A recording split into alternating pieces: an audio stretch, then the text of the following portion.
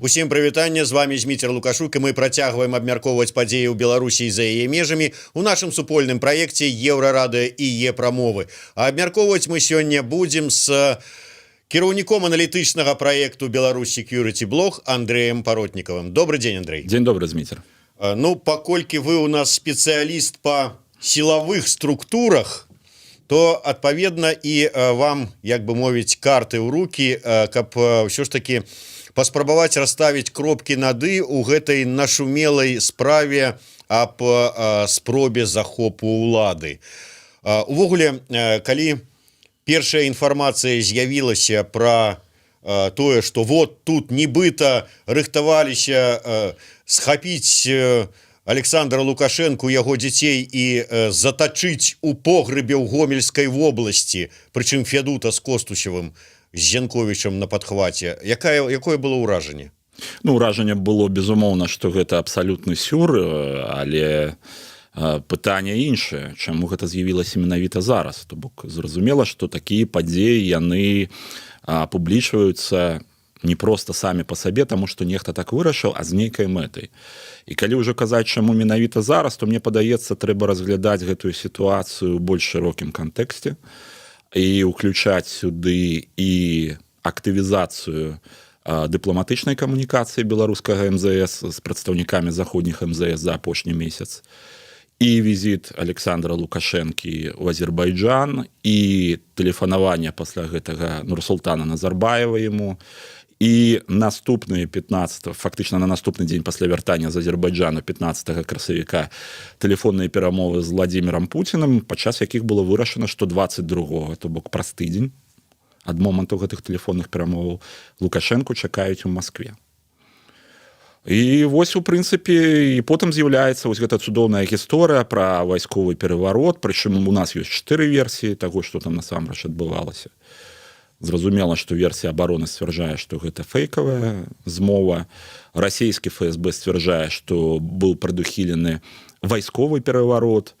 А Александр Лукашенко сцвярджае, што за гэтым стаяць амерыканцы, ЦРУ, і вось гэта на вышэйшым узроўні быў адданы загад на ягоную ліквідацыю, пры тым, што амерыканскае заканадаўства наўпростава забараняе знішчэнне дзяржаўных асобаў замежных краінаў у мірны час. Ну, ёсць чацвёртая версія, беларускай прапаганды аб тым, што Янковіч, Федута і Костусеў планавалі нейкую дзяржаўны закалот, пераварот, але незразумела, якім чынам і з кім, хто павінен быў быць ударнай сілай. З гэтых 4 версій асабіста вам і асабіста вось сёння, калі мы ўжо паглядзелі дастаткова відэо, там нейкіх выказванняў, допісаў, якая бліжэй версія? А мне насамрэч бліжэй версія таго, што гэта сапраўды была гульня, што ніякай змовы не было. Але тут ёсць шмат пытанняў, і галоўнае, я зноў-такі паўтаруся, чаму зараз гэта было абнародавана і менавіта такім чынам, як гэта было з боку Александра Лукашэнкі з абвінавачваннем Злучаных Штатаў у замаху і ў спробе дзяржаўнага перавароту. Расейцы, дарэчы, абвінавацілі яшчэ і Польшу у датычнасці. Яшчэ і украінскіх нацыяналістаў. Ну, гэта традыцыйна, куды ж без іх. І тут я яшчэ раз паўтаруся тое, з чаго я пачаў гутарку, што трэба глядзець на сітуацыю значна шырэй. Гэта звяно агульнага ланцуга нейкіх працэсаў, толькі частку з якіх мы бачым. Я разумею званок там Пуціна Лукашэнку ці Лукашэнкі Пуціна, прызначэнне там сустрэчы на 22-го, што вось чалавека паставілі перад фактам, што ты яшчэ летась абяцаў там нейкія там рэформы, там дарожныя мапы. І грошы пад гэта ўзяў. Да, і грошы ўзяў, так што давай вот канечны срок, але прычым тут візіт у Азербайджан, прычым тут запрашэнне ў госці Назарбаева. Глядзіце, дзесяцігоддзямі і клан Аліевых, і Нурсултан Назарбаев кладавалі вельмі вялікія высілкі і грошы ў стварэнне сеткі лабістаў на захадзе, у Вашынгтоне і Брусэлі. Я не буду ўжываць слова подкуп, карумпаванне, таму я буду ўжываць слова лабізм. На выхадзе ў іх ёсць такая сетка вельмі сур'ёзная, а мы маглі пабачыць эфектыўнасць ейнай працы падчас апошняй армяна-азербайджанскай вайны, калі не гледзячы на ўсё магутнае армянскае лоббі, в прынцыпе Азербайджан не сутыкнуўся ні з якімі палітычнымі ці там дыпламатычнымі наступствамі гэтай вайсковай кампаніі. А моя версія палягае ў тым, што Александр Лукашенко звярнуўся да Нурсултана Назарбаева, да Ільхама Аліева з просьбай выступіць пасярэднікамі у, можна назваць і нармалізацыі ці ў нейкай стабілізацыі стасункаў з Захадам, выкарыстоўваючы іхнія лабійскія магчымасці, іхнія хады-выхады праз чорныя дзверы ў Вашынгтоне, Брусэлі і іншых заходніх сталіцах. І тут пытанне ў тым, што візіт Лукашэнкі ў Азербайджан і ў Казахстан і перамова з Назарбаевым па тэлефоне, гэта была просьба аб пасярэднічестве, ці гэта ўжо, скажем так, былі адказы на тыя нейкія высілкі азербайджанскага і казахстанскага бакоў па нармалізацыі адносінаў Беларусі з Захадам. Магчыма, што адказ быў адмоўным, і Лукашенко зразумеў, што прынамсі ў сённяшніх умовах і на задавальняючых яго падставах нармалізаваць гэтыя адносіны не атрымаецца. І таму дастаецца з рукава вось гэты козыр гэтай змовы, у якой абвінавачваюць Злучаныя Штаты. І абвінавачваюць якраз у той момант, калі амерыкана-расійскія адносіны знаходзяцца ў стадыі блізкай да канфрантацыі, скажем так. Відавочна, што Лукашенко спрабуе запэўніць Пуціна ў сваёй лаяльнасці, дэманструючы агульнасць ворагаў. Але пытанне, чаму зараз яму спатрэбілася запэўніваць Пуціна ў лаяльнасці? Чаму проста не трэба было спусціць гэтую сітуацыю на тармазах? І тут мы вяртаемся да сітуацыі таго, што адбылося ў Маскве. І вот як вам бачыцца гэтая сітуацыя, што адбылося ў Маскве, асабліва на фоне інфармацыі, якая з'явілася, што нібыта яшчэ з восені мінулага года пачаліся нейкія незразумелыя з ананімных крыніц спробы выцягнуць розных людзей на нейкія там нібыта інтэрв'ю для федэральных каналаў, ці там удзелу ў нейкіх канферэнцыях і гэтак далей, і гэтак далей. То есть, што гэта было? Гэта атрымліваецца, што калі мы разглядаем версію такой спланаванай аперацыі, назовем это так, умоўна, калі не сказаць болей, то пачалася яна яшчэ, там, скажем, дзесьці ў мінулым годзе?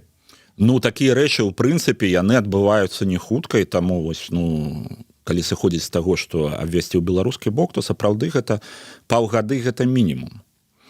І ў прынцыпе гэтую сітуацыю можна было развіваць далей. Гэта зноў-такі пытанне палітычнай мэтазгоднасці. Што адбылося ў Маскве? Па-першае, давайте ўсё ж такі зразумеем, хто ёсць хто ў гэтай справе. Александр Федута і Рыгор Костусеў людзі, якія вельмі дасведчаны ў беларускай палітыцы і каля палітыцы. І яны разумеюць правілы гульні тут, і яны разумеюць, хто ёсць хто. Спадар Зянковіч гэта чалавек з вельмі амбівалентнай рэпутацыяй, які ў прынцыпе схільны да фанфанёрства і да нейкіх авантур, скажем так.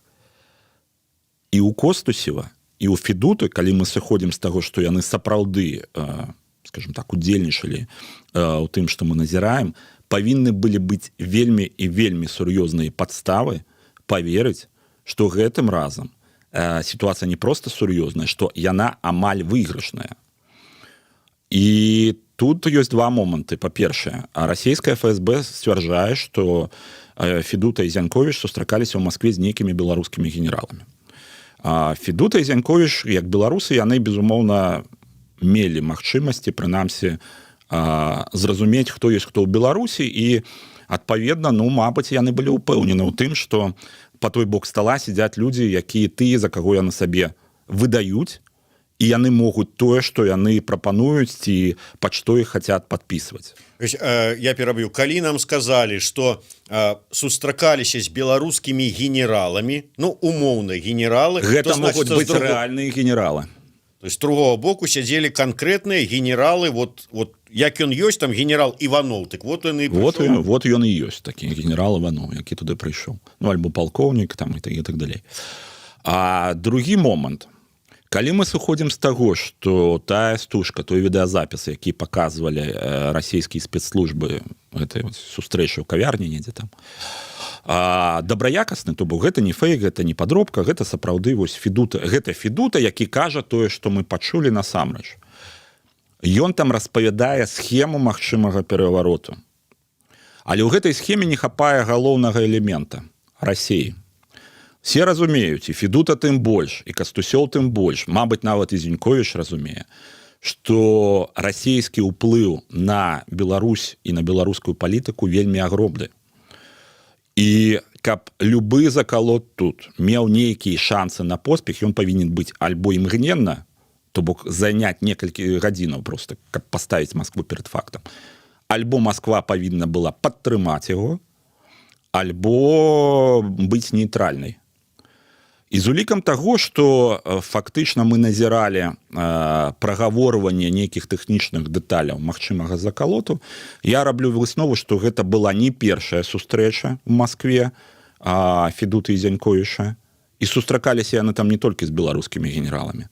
Сустракаліся яны там з людзьмі з, я не ведаю, адной з башын, адной з вежаў Крамля, якія могуць забяспечыць альбо падтрымку, альбо нейтралітэт Расіі падчас гэтых падзеяў. І менавіта факт гэтай сустрэчы, і менавіта статус гэтых людзей прывяло да таго, што Александр Лукашенко зрабіў тое, што ён зрабіў. Ён апублічыў гэтую сітуацыю, але абвінаваціў гэтым амерыканцаў. Але атрымліваецца так, што тады была супраца ад пачатку КДБ і ФСБ. І як это тады выглядала, што там, скажем, КДБ прыходзіць да ФСБ? А не факт. Якраз такі той момант, што мы бачым 4 розныя версіі, расійская версія адрозніваецца ад беларускай, яно сведчыць у тым, што паглыбленай супрацы магло і не быць. Гэта маглі быць падзеі вось сёння на заўтра. І бакі нават не паспелі ўзгадніць свае пазіцыі афіцыйныя. Але што, вот так вот КДБ магло абсалютна спакойна у Маскве, нават зараз не пра затрыманне людзей, а пра тое, што там у нейкай кавярні устанаўліваць камеры, праслушку, рабіць это. Не, пачакайце, прычым тут КДБ? Лукашенко заявіў, што калі яны атрымалі, скажем так, інфармацыю аб нейкай сустрэчы ў Маскве, яны звярнуліся да расійскіх спецслужбаў. І тады пачалі працаваць расійскія спецслужбы. Далёка не факт, што ФСБ ввогуле была ў курсе таго, што адбываецца, і таго, што і магчымага ўдзелу ў гэтым нейкіх расійскіх топаў. Расія вялікая краіна, там шмат кланаў. І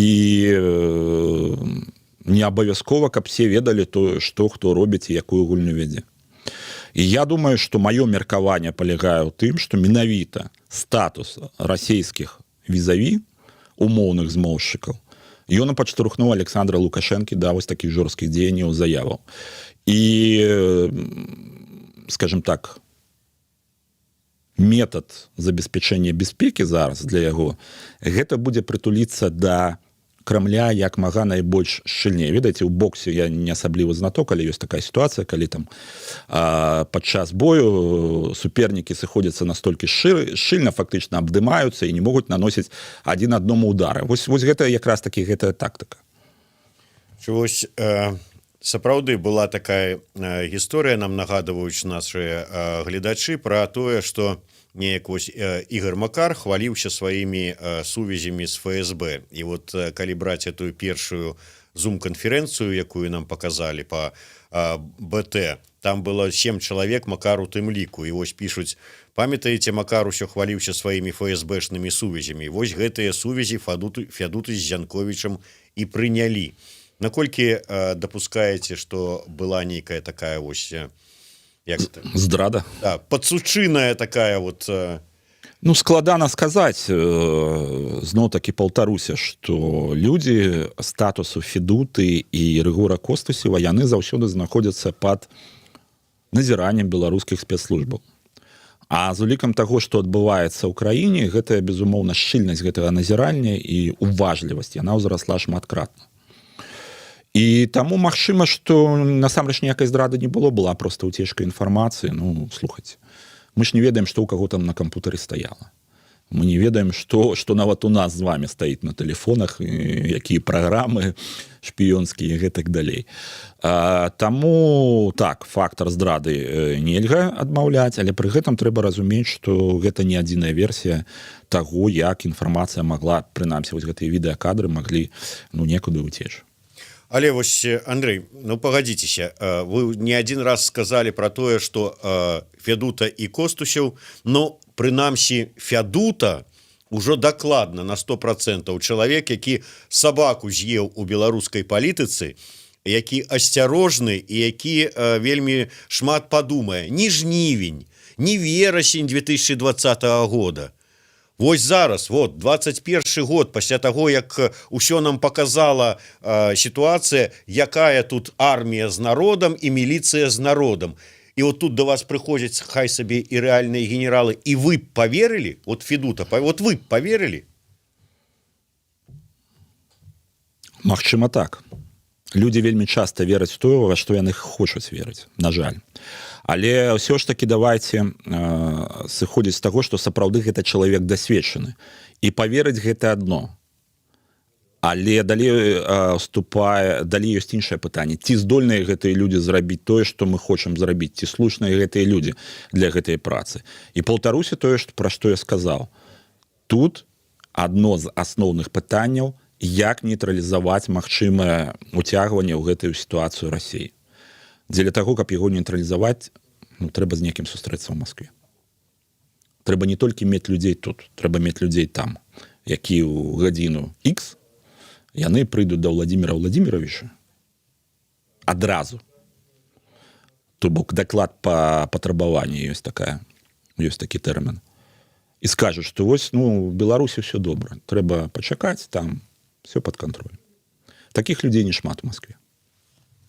Але тым не менш, уявім сабе, што мы паверылі, што вось прыйшлі сапраўдныя генералы, можа, яны сапраўдныя і прыйшлі, і што яны сапраўды прапаноўваюць тое, што яны прапаноўваюць.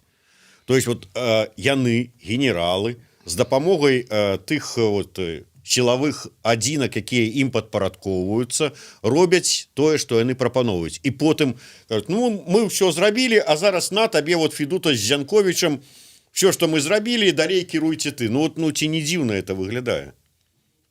Выглядае сапраўды дзіўна, але зноў-такі паўтаруся. Мы бачым толькі тое, што нам паказваюць.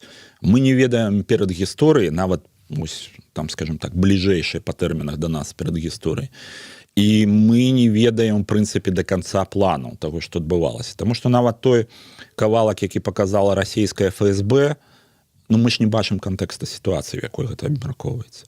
Можа быць, там было яшчэ шмат вельмі і вельмі цікавых рэчаў, які расійскі бок чамусьці лічыць незручнымі для сабе, для таго, каб абнародаваць.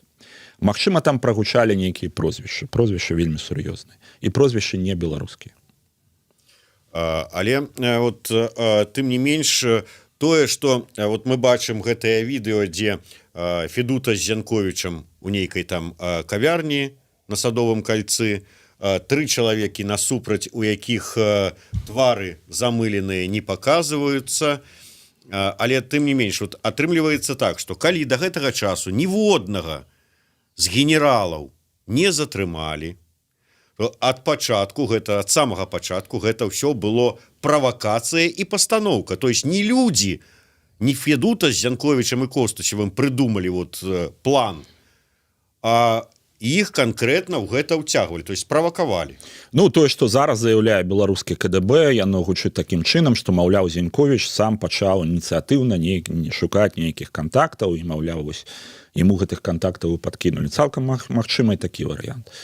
Ёсць іншы варыянт, што, канешне, ад пачатку гэта была правакацыя, быў створаны нейкі такі квазі-цэнтр, які пачаў раскідваць сеці. І нехта ў гэтыя сеткі трапіўся. І так апынулася, што трапіўся ў іх Зянковіч, які потым, скажем, праз Рыгора Кастусёва, у прынцыпе, ў гэтую гісторыю мог быць уцягнуты Александр Федута. Але гэта не адмяняе ў любым выпадку двух момантаў. Моманта таго, што трэба, каб людзі, якія тут бяруць на сябе частку працы, яны мелі магчымасць яе выканаць фізічна і фактычна. і каб была нейкая згода з Масквой на гэты конт. Не з Масквой, не з Расіяй як з дзяржавай, але з людзьмі, якія вызначаюць расійскую знешнюю палітыку. І менавіта таму я лічу, што гэта гісторыя, якая будзе мець працяг, і якая рэальна напужала Александра Лукашэнкі, настолькі напужала, што ён зараз фактычна паліць масты, які апошні месяц беларуская дыпламатія спрабавала неяк аднавіць з захадам. Сітуацыя для яго вельмі і вельмі на букву, на літару Х.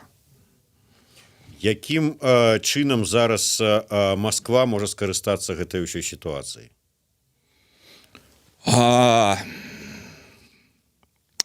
Значыць, зноў-такі вяртаемся трохі назад. Беларускі Мінфін заяўляе, што яны чакаюць апошняга траншу расійскага крэдыту ў $500 мільёнаў напрыканцы чэрвеня. Што ў нас павінна адбыцца ў чэрвені? З улікам таго, што згодна з указам Александра Лукашэнкі аб стварэнні канстытуцыйнай камісіі, тэкст канстытуцыі павінен быць прадстаўлены да 1 жніўня, прычым не проста тэкст, не проста праект, а праект, які прайшоў грамадскае абмеркаванне, і з улікам гэтага абмеркавання туды, мабыць, нешта там паправілі, унеслі і гэтак далей. Гэта значыць, што ў чэрвені павінен быць абнародаваны праект канстытуцыі. Да 1 жніўня ён павінен быць прадстаўлены Александру Лукашэнку. Далей, конечно, моя гіпотэза, у якой я на сённяшні момант упэўнены фактычна на 100%, але на 100% я буду упэўнены, калі пабачу тэкст, палягае ў тым, што ёсць планы правесці прэзідэнцкія выбары ўжо гэтай восенню, без Лукашэнкі. І зараз ідзе гандаль аб тым, дзе будзе Александр Лукашенко, якая ягоная палітычная будучыня ў новай сістэме. І гэта таксама адна з прычынаў ягонай камунікацыі з Нурсултанам Назарбаевым. Я хочу нагадаць, што калі Лукашенко прызначаў, хто у нас там этот дзяржсакратар былы, господи, дзяржсакратар Рады бяспекі, былы начальнік генеральнага штаба. Неважно. Неважно, ёсць там такі дзядзька. Ён яму сказаў такую рэч, што нам трэба мадэрнізаваць Раду бяспекі з улікам. Не Раўков уже, ему уже давно на пенсии фактично в Азербайджане, в Баку. А нам трэба мадэрнізаваць Раду бяспекі з улікам досведу России и Казахстана. Что такое Рада бяспекі Казахстана? Старшыня Рады бяспекі Казахстана Нурсултан Назарбаев. Там прымаюцца рашэнні абавязковыя для выканання ўсімі органамі дзяржаўнай улады і перш за ўсё сілавым блокам. А прэзідэнт Казахстана там толькі адзін з чальцоў, які мала на што ўплывае, пакуль жывы, Нурсултан Назарбаев, які будзе займаць гэтую пасаду пажыццёва. Вось гэта адзін з варыянтаў палітычнага будучыню Лукашэнкі, за які зараз ідзе гандаль з Масквой. І Маскву гэта задаволіць? Не. Адназначна не. І што мы маем тады па выніку? А мы маем па выніку... Ёсць маскоўскія інтарэсы. Маскоўскія інтарэсы гэта Беларусь без Лукашэнкі. Да, ёсць Лукашенко, які спрабуе нешта прапаноўваць свае варыянты, якія не супадаюць агучаным зараз вами варыянтам маскоўскай. І што па выніку, да чаго мы падыходзім? А па выніку мы ідзем да абвалу існуючай сістэмы дзяржавы, фактычна пераўтварэння в fallen state, таму што проста будзе дысфункцыя ўсіх сістэмаў дзяржаўнага кіравання. Чаму яна, якімі чыннікамі яна можа быць выклікана? Гэта можа быць эканамічны крызіс, гэта можа быць і ўцягванне Расіі ў нейкія палітычныя праекты. Я хочу звярнуць увагу на праграму аргкамітэту па стварэнні партыі «Саюз». Партыя прорасійская, Russian friendly, арыентаваная на Маскву, але за што яны выступаюць? Дэмантаж аўтарытарнай сістэмы, пераход да парламенцкай дэмакратыі, шматпартыйная сістэма, рынкавая эканоміка, выбарнасць іх органаў улады, нармальная палітычная ліберальная праграма, якая вельмі задавольвае Маскву, якая відавочна хоча паўтарыць на Беларусі малдаўскі сцэнар. Сцэнар слабай дзяржаўнай улады з некалькіх цэнтраў, кожны з якіх канкуруе не на жыццё, а на смерць з іншымі. Але не ёсць дастаткова сильным, каб задушыць астатнія. Але гэта ўсё ж таки планы ну скажем так недалёкага будучага, вось можа быть цягам года, бліжэйшым часам чаго чакаць? Вось зараз мы маем фактычна крымінальную справу, расстрэльны артыкул. Ну не зусім ну, фактычна, так расстрэльны. 20 гадоў там і гэтак далей. Ці ёсць вот гэта падстава для раскручвання далейшага махавіка рэпрэсій?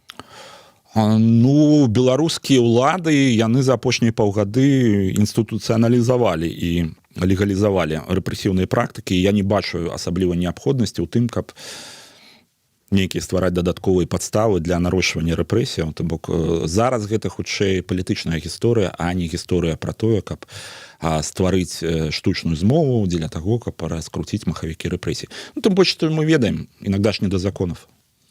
Ну да, але тым не менш, вот дарэчы, а ці не падаецца вам, што вот з чаго пачалося ўсё ў 94-м годзе? Стрэл падліозна так званы.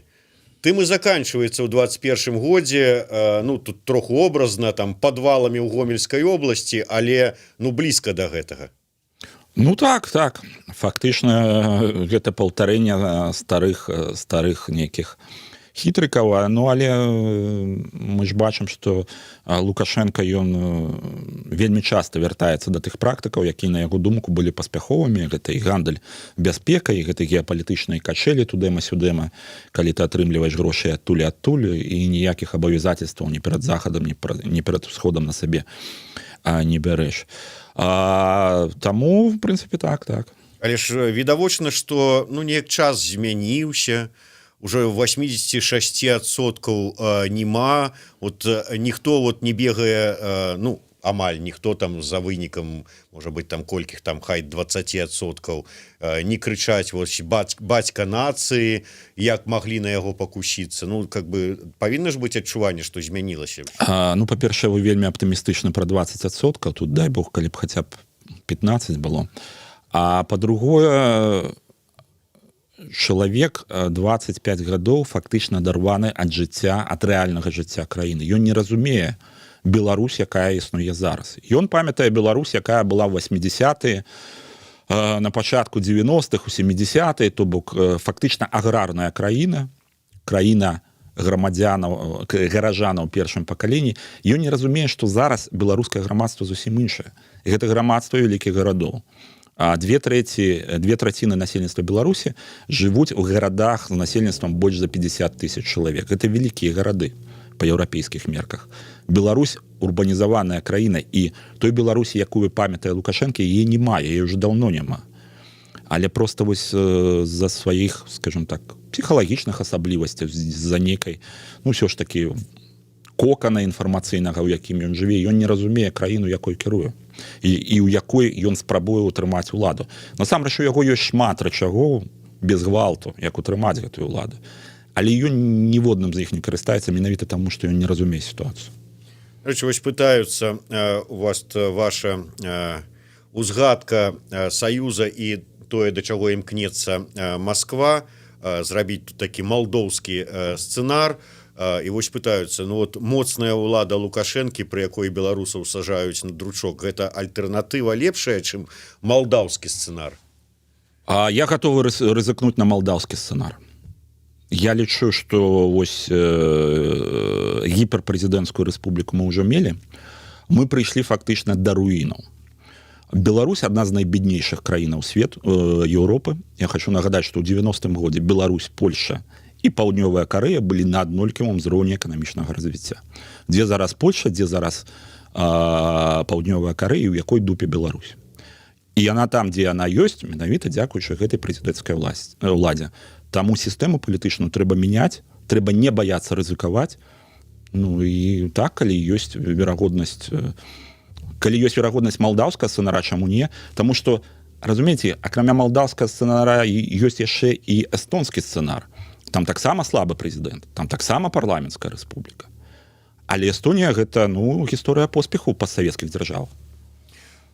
Давайте ўсё ж таки, калі я адразу пачуў усю гэтую вот гісторыю пра Федуту з Кастусёвым, змоўшчыкаў, якія там не просто там нешта там сцэнары абгаворваюць, а ўсё ўжо рыхтуюць захопліваць тэлефон, тэлеграф і тэлецэнтр. Я адразу узгадаў, ну вот чарговыя там пацукі ў водаправодзе, белы легіён і гэтак далей, джип праз мяжу, але выглядае на тое, што тут все ж таки база доказная больш сур'ёзная. На жаль, так. На жаль, так, таму што я яшчэ раз паўтаруся, што відавочна, што і Федута ён сур'ёзна ўспрымаў гэтую сітуацыю як не проста рэальную, але як сітуацыя, якая можа прывесці да станоўчага выніку. І падставы ў яго, значыць, для гэтага былі вельмі сур'ёзны. То бок ён не авантурыст. Ён чалавек вельмі разважлівы, вельмі дасведчаны і вельмі асцярожны.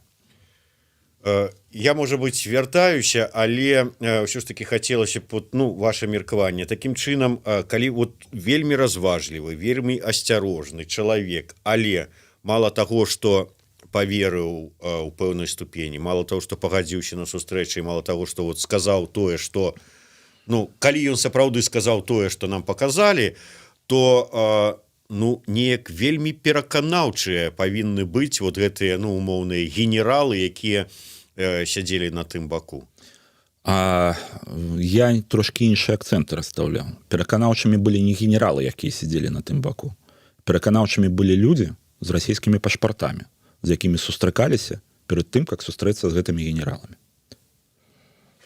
Атрымліваецца, што Масква падманула ў чарговы раз, калі прыгадаць вашыя словы наконт Віктара Бабарыкі, якому хутчэй за ўсё у Маскве таксама давалі гарантыі бяспекі.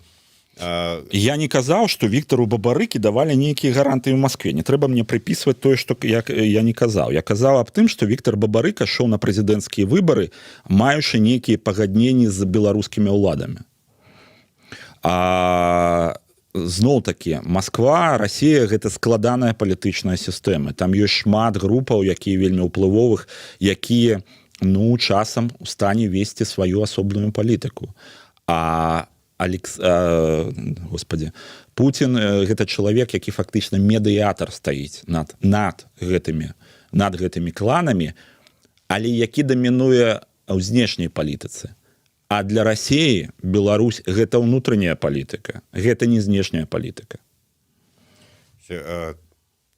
Мне ўсё ж таки крыху дзіўна гэтая сама сітуацыя ў тым сэнсе, што нават разбежкі ФСБ сказала пра 9 траўня і вайсковы пераварот, КДБ і тут заяўляюць пра лета і нейкі іншы варыянт, там назовем это умоўныя падвалы ў Гомельскай обласці. Гэтыя разбежкі па недамоўленасці, яны пра нешта сведчаць ці не?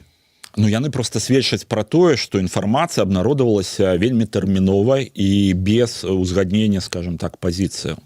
Давайте так, у Беларусі вайсковы парад праводзіцца на 3 ліпеня, а ў Расіі на 9 траўня. І, магчыма, там недзе і гучала пра вайсковы парад. Але кожны зразумеў так, як зыходзячы з уласнай традыцыі. Расейцы як 9 траўня, а значыцца беларускі бок як лета, так? Бліжэйшым часам, бліжэйшыя дні, вы бачыце, які працяг гэтай ўсёй справы? Працяг гэтай справы гэта будзе візіт Александра Лукашэнкі ў Расійскую Федэрацыю і сустрэча яго з Владзімірам Пуцінам. Таксама тут такая цікавая рэч, гэта ягоная заява пра нейкі такі вельмі важны дэкрэт, які ён рыхтуецца прыняць. Што гэта за дэкрэт? Ёсць версія. Насамрэч, у мяне версій вельмі шмат. Я нават губляюся, якая з іх больш, скажем так, вар'яцкая, так? Пачынаючы ад всеагульнай палітычнай амністіі, то бок парваць шаблон, так бы мовіць, і скончваючы сірыйскім варыянтам, запрашэннем у Беларусь расійскага войска і перадачай дэ-факта контроля над беларускім войскам расійскім вайсковым дарадцам, так як гэта працуе ў Сірыі, пад предлогам таго, што дамовай аб стварэнні гэтак званай саюзнай дзяржавы прадугледжана стварэнне агульнай вайсковай арганізацыі саюзнай дзяржавы, то бок пераўтварэнне Беларусь у плане сектара бяспекі ў новую паўднёвую Асетыю. не вельмі добрыя варыянты. Абсолютно. Не, першы добры. Першы добры, да, конечно. Калі б там быў увогуле там такі варыянт, что Я там... устал, я ухожу. Да, вот знялі з языка, то, можа быть, парадавалі б яшчэ большую колькасць людзей. Дзякуй вялікі. Ну што ж, будзем спадзявацца, што ўсё скончыцца добра, ці не так страшна для Фядуты, Зянковіча, Костычева і хто там яшчэ можа пайсці па справе па гэтай. Тым не менш, Андрэй Паротнікаў, Зміцер Лукашук у сумесным праекце Еўрарадыё і Е-прамовы.